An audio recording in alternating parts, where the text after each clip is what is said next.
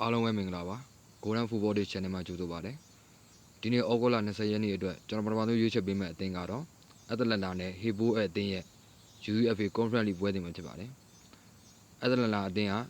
အင်ကွင်းမှာပထမပိုင်းမှာတင်အပြည့်အသက် PR ပေးကစားတတ်တဲ့အသင်းဖြစ်ပါတယ်ဟေဘိုးရဲ့ခံစစ်ကအမှားများပြီးတော့အတလန်ရဲ့တိုက်စစ်ကိုမခံနိုင်ပဲပထမပိုင်းမှာတင်ဂိုးပေးရနိုင်ပါတယ်အတလန်အသင်းရဲ့ဟာဘိုးရဲ့ကောင်းတာတိုက်စစ်ကိုတော့ထိန်းရပါမယ်လက်ရှိပေါက်ကြီးအရအတလန်အသင်းဟာနှလုံးတည်ပေးထားပါတယ်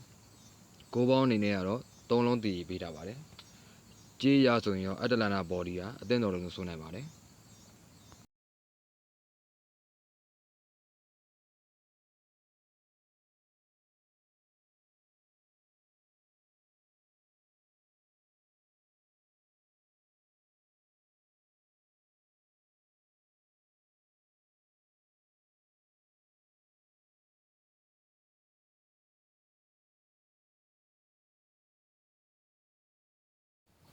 နောက်တစ်ပွဲအနေနဲ့ဘင်ဖီကာနဲ့အာဟဲရဲ့ပွဲစဉ်ကိုခံမှန်းပေးချင်ပါတယ်